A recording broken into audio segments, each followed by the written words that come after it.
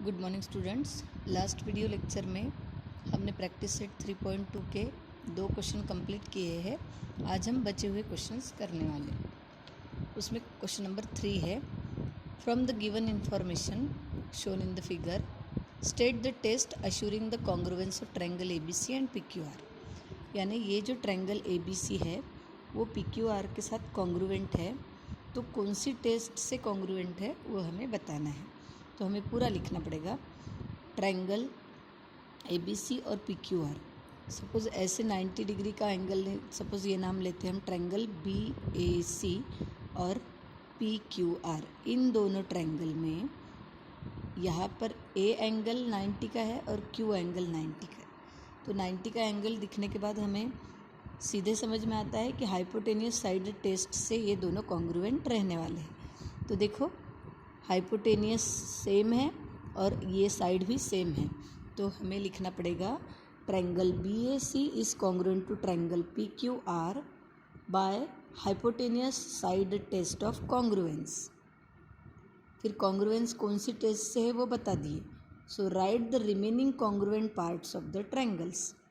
सो ये जो उन्होंने शो किए हैं वो छोड़कर कौन से साइड्स और एंगल्स बचे हुए हैं वो आपको कॉन्ग्रुएंट लिखने हैं। तो देखो ये 2 साइड्स तो हो गए। अब इस ट्रायंगल की AC साइड बची है और इसकी QR। So AC is congruent to QR। CSCT corresponding side of congruent triangle. उसके बाद ABC एंगल कॉन्ग्रुएंट रहेगा QPR, यानी B एंगल कॉन्ग्रुएंट रहेगा P एंगल को, और उसके बाद C एंगल कॉन्ग्रुएंट रहेगा R एंगल को। तो आपको पूरा नाम लिखते आता है तो ठीक, अदरवाइज आप सीधे angle B is congruent to angle P and angle C is congruent to angle R। So इन दोनों के लिए एंगल के लिए आएगा corresponding angle of congruent triangle. So third question हम इस तरीके से लिखेंगे। सो देखो BAC is congruent to PQR, hypotenuse side test से वो कॉन्ग्रुएंट है। फिर बची हुई साइड AC QR के साथ कॉन्ग्रुएंट रहेगी, corresponding side of congruent triangle, और B एंगल P के साथ और C एंगल R के साथ corresponding angle of congruent triangle. So इस तरीके से आपको उसका आंसर लिखना है। अब देखेंगे क्वेश्चन नंबर 4। फिगर में दिया है LMN ट्रायंगल और PNM ट्रायंगल, जिसमें LM साइड PN के साथ कॉन्ग्रुएंट है और LN साइड PM के साथ इक्वल है। So right the test which assuring the congruence of 2 triangles and right their remaining congruent parts.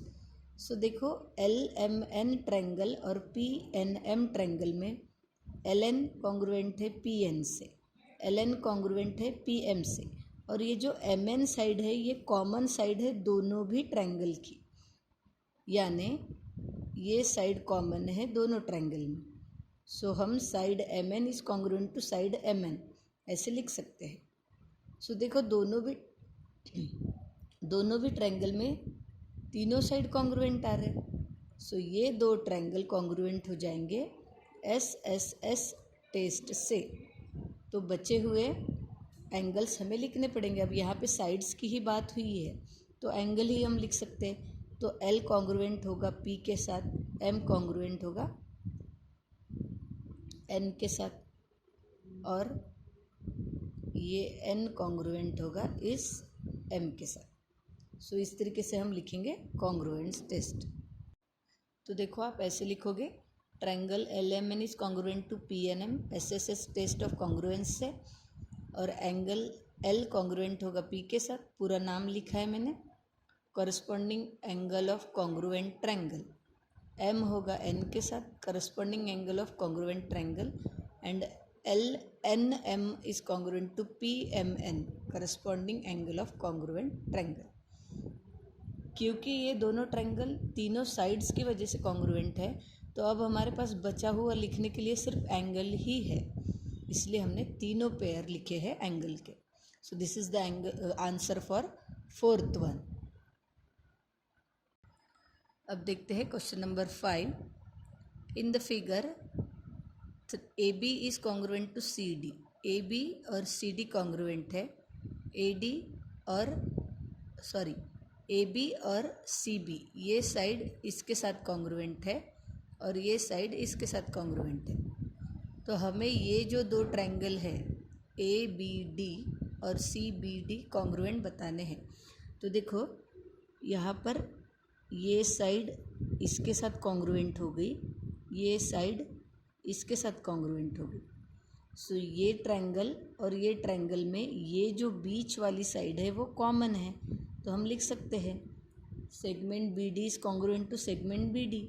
So therefore this triangle and this triangle, these two triangles are congruent by SSS test. So इस तरीके से हम लिखेंगे ABD and CBD में ये तो already उन्होंने दिया है, BA is congruent to BC and AD is congruent to CD, ये दिया है।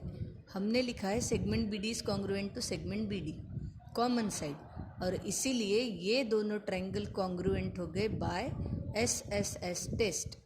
अब मराठी मीडियम के बच्चे यहाँ पर जो है ये पूरा वैसा ही लिखना पड़ता, सेगमेंट की जगह पर रेख, उसके बाद कॉमन साइड एकरूप बाजू गिवन दिलेले आहेत, फिर बा बा बा कसोटी, बस इतना ही चेंज है, बाकी का सब वैसे ही लिखेंगे। And now the last question of this exercise, angle P congruent है आर के साथ, यानी ये वाला ट्रायंगल, ये वाला एंगल और ये वाला एंगल कॉन्ग्रुएंट है। उसके बाद पी क्यू कॉन्ग्रुएंट है आर क्यू को, ये जो पी क्यू है वो कॉन्ग्रुएंट है आर क्यू को। हमें बताना है पी क्यू टी ये कॉन्ग्रुएंट है आर क्यू एस से। तो देखो दो बातें तो उन्होंने ही दी है, एक एंगल और एक साइड। अब ये जो क्यू है ये दोनों में भी दिख रहा है हमें, सो क्यू को हम लिखेंगे कॉमन एंगल। सो इस तरीके से ये दोनों ट्रायंगल हो जाएंगे congruent by angle side angle test. So ऐसे लिखेंगे in triangle P Q T and R Q S, ये क्यू कॉमन एंगल है और ये दो बातें ऑलरेडी गिवन है, इसीलिए ये दोनों ट्रायंगल क्या हो जाएंगे congruent by angle side angle test. इस पे सिर्फ हमने ये एक ऐड किया है, बाकी क्वेश्चन में ही दिया है। सो इस तरीके से यहाँ पर हमारी प्रैक्टिस सेट पूरी कंप्लीट होती है। अब हम पढ़ेंगे आइसोसेलियस ट्रायंगल थ्योरम। आइसोसेलियस यानी जिस ट्रायंगल के दो साइड्स कॉन्ग्रुएंट होते हैं, सेम होते हैं, सो उसको हम आइसोसेलियस ट्रायंगल बोलते हैं। तो उस ट्रायंगल का जो थ्योरम है वो क्या है, अभी हम वो पढ़ेंगे। सो थ्योरम को नाम है तो स्टेट एंड प्रूव भी आ सकता है, इसलिए स्टेटमेंट भी लर्न करना है। थ्योरम में हमेशा इसी पैटर्न में होना चाहिए, थ्योरम फिर गिवन फिर टू प्रूव, कंस्ट्रक्शन अगर होगा तो कंस्ट्रक्शन, उसकी डायग्राम भी ज़रूरी है, देन प्रूफ। इस तरीके से थ्योरम लिखा जाता है। सो देखो थ्योरम का स्टेटमेंट क्या है, if two sides of a triangle are congruent then the angles opposite to them are congruent. यानी अगर किसी ट्रायंगल के दो साइड्स कॉन्ग्रुएंट है तो उन साइड्स के अपोजिट वाले एंगल्स भी कॉन्ग्रुएंट होते हैं। जैसे ए बी के अपोजिट वाला एंगल आएगा सी और ए सी के अपोजिट वाला एंगल आएगा बी। सो अगर ए बी और ए सी सेम है तो बी और सी भी सेम होने चाहिए या सेम होते हैं, ऐसा ये थ्योरम है। तो हम क्या करेंगे, देखो गिवन में लिया है ए बी सी ट्रायंगल, इसमें उन्होंने बोला है दो साइड कॉन्ग्रुएंट है, तो side A B congruent to A C. तो हमें प्रूफ क्या करना है कि इन साइड्स के अपोजिट वाले एंगल्स भी सेम है। तो A B C A C B, इसके बीच के एंगल पे कॉन्सेंट्रेट करेंगे, यानी बी और सी ये दोनों एंगल क्या है कॉन्ग्रुएंट है, ऐसे हमें बताना है। तो देखो हमने यहाँ पे क्या किया, कंस्ट्रक्शन किया। हमने ये जो ए एंगल है उसका बाइसेक्टर निकाला है। बाइसेक्टर यानी क्या होता है, एग्जैक्ट आधा आधा डिवीजन होता है। सो हमने ये ऐसी लाइन ड्रॉ की है जिस लाइन की वजह से ये एंगल आधे आधे में बट गया है। तो ए डी क्या हो जाएगा, उस ए का bisector. So draw the bisector of angle B A C यानी ए का बाइसेक्टर जो बी सी को डी में मिल रहा है। फिर अब इस बाइसेक्टर की वजह से क्या हो गया है, इस बड़े ट्रायंगल के दो ट्रायंगल फॉर्म हो गए। एक तो फॉर्म हो गया ABD और दूसरा हो गया ACD, एक राइट हैंड में एक लेफ्ट हैंड में, ऐसे दो ट्रायंगल फॉर्म हो गए। तो अब हम इन दो ट्रायंगल को कॉन्ग्रुएंट बताएंगे। तो देखो ABD और ACD में AB और AB साइड AC से कॉन्ग्रुएंट है, ऑलरेडी दिया है। उसके बाद हम लिखेंगे BAD is congruent to CAD। क्यों? क्योंकि ये जो लाइन है वो बाइसेक्टर है, यानी ये जो दो एंगल बनेंगे ये एग्जैक्ट सेम रहेंगे बाय कंस्ट्रक्शन। तो हमने वो लिखा बाय कंस्ट्रक्शन। फिर उसके बाद ये जो AD बाइसेक्टर है, यानी इस ट्रायंगल की साइड है वो कॉमन साइड। सो देखो segment AD is congruent to AD common side. So इसीलिए ये दोनों ट्रायंगल क्या हो गए, कॉन्ग्रुएंट। लेकिन कौन सी टेस्ट से? Side angle side, side angle side test. अब दो ट्रायंगल अगर कॉन्ग्रुएंट हो गए तो बचे हुए एंगल साइड हम कॉन्ग्रुएंट लिख सकते हैं।